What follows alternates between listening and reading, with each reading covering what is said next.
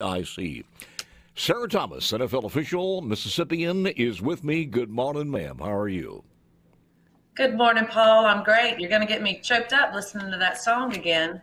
Song meant a little bit to you, and I was reading something about that one. First of all, congratulations and welcome home, and we are so very proud of you. But I want to delve into it. We have limited time. I wish you were in the studio, but the weather is not conducive to that. But tell us a little bit about that song. You know, it's been around for a few years, but I've just never truly dialed into listening to the lyrics. And that morning, for whatever reason, it was the first one that I started. And right off the bat, when she's just like, we're broken down and tired and been on this merry-go-round. And when she just said that, I was just like, it's a moment that I was just able to breathe and listen to every word that was said. And just perseverance and rising up, and I would do it 1,000 times again, Paul. I mean, it's been a journey, and Yeah. I love sharing it with you and all the listeners here in Mississippi and around the country. But it meant a lot to me that morning. Yeah. And I texted you. We were talking about this, setting the program up, and I was texting you and sincere that for so many people in the state, because we get hammered, we really do. We're like the 0-10 team in the NFL sometimes, and we get hammered for that, even though we have a lot of victories and we have a lot of things to be proud of.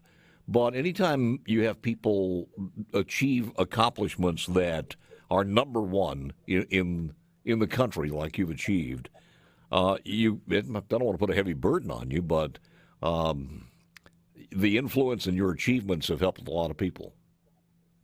Well, you know what, Paul, is because of the people that are here in Mississippi is where I am today. My family, my parents, and it's funny when I hear people go, "Are you going to move away from Mississippi?" And I go, "No, I think you should move there." I mean, it's the best state in this entire country. Tell me a little bit about it, because you're in that motel room or hotel room, and you're ready to go out to officiate an NFL game. How do you wrap your hands around that? Paul, the NFL, they do it right. And like I tell my children, I want you to start at the bottom and work your way up. And that's just what I did in officiating, worked my way up. And every Sunday in the NFL, it's Super Bowl. We prepare for every Sunday like it's the Super Bowl, so it was just another game. Mm-hmm. I do want to ask you this, though, because in the early days, and we can call those the early days now, in the early days, it was kind of hard to spot you because we didn't know you were in the game. We were all following that. Perez would even say, Sarah's doing this game or that game, and we try to follow exactly. Sometimes it was hard to spot you. But then there was this evolution that seemed to take place from hair under the cap to blonde ponytail out of the cap. Yeah, Tell you're us right. about And that. Hey Perez, sorry I'm not there in the studio, but I just have to say the blonde ponytail is my wonderful stylist, Chelsea Jordan at Gloss, and I love the blonde ponytail. And my 102 great aunts can spot me easily now too. So it was more of Paul. It was more of the league and just everything that happened in 2020. And the timing was right for me to wear my hair out. And I'm glad that they did. If I would have done it on my own, it would have been all about me and my hair. Yeah, because everything in the NFL, and we understand this, but I think that's what's missing by a lot of people. We talk about this glass ceiling.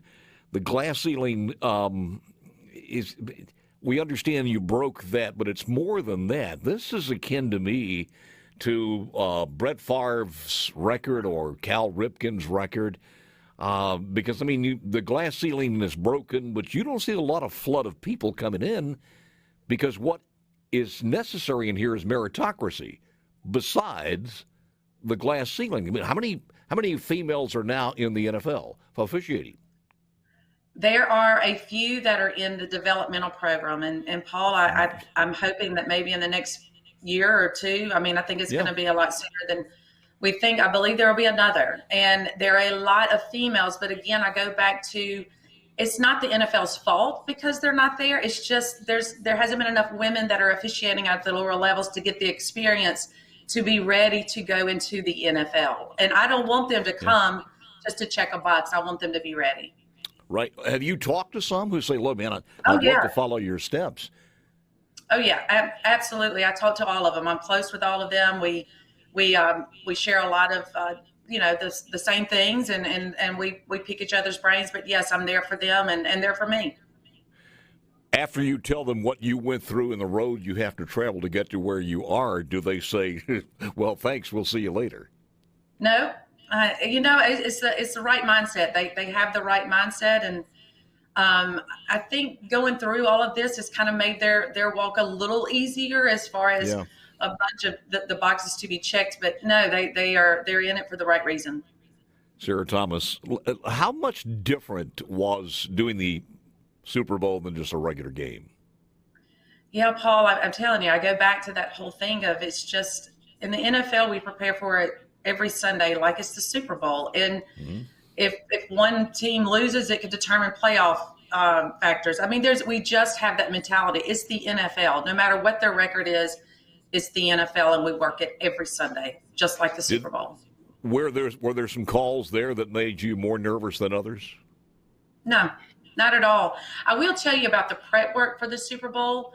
The great thing is I had 2.5 weeks to prepare for the one game as opposed to a limited amount of time from Sunday to Sunday. But that was probably the only difference. Was maybe the family more nervous than you were?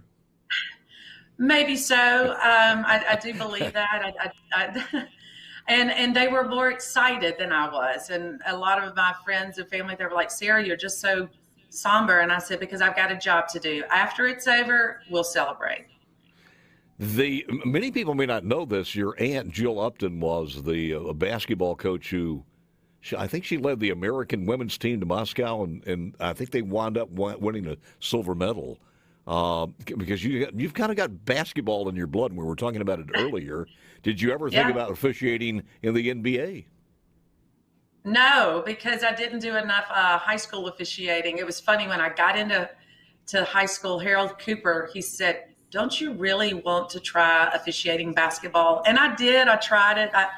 But it just wasn't enough of a challenge. And to go back to my Aunt Jill, you want to talk about another first. Yeah. Dot Murphy played on that team, and she was the first female collegiate NCAA football coach in this country.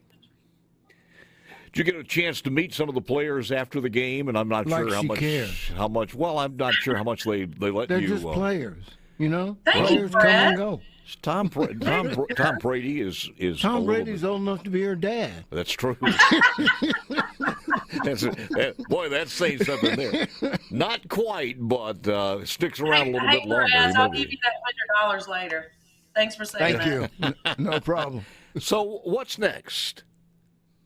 You know what's next, Paul? I'm going somewhere warm and tropical, for sure, to take a little bit of a break. But hey, look, March 1st, the tests are coming out for preseason to get ready for 2021, and I'm going to prepare for it just like I did last year. I'm ready for it. And dear, I pray we have like training camps and preseason this year. Well, that's what I was going to say. What that kicks in March? We start generating our own association test. We get 100-question tests, start March 1st. Yeah, and then May 15th, the league will send out the mass email to where they can contact us. We're in the blackout phase. How did you guys take care of the COVID situation? That must have been disruptive on you. It was, and I'm just grateful that we had a season. And this year, we'll see. We'll be ready for it. Look, thumbs up. Congratulations and thanks for joining us. I appreciate it. We got to have another interview after the next season or anytime you want it, okay? Let's do it, Paul. Thank you. Thank you, man. Appreciate it. What a wonderful, wonderful story, man. It's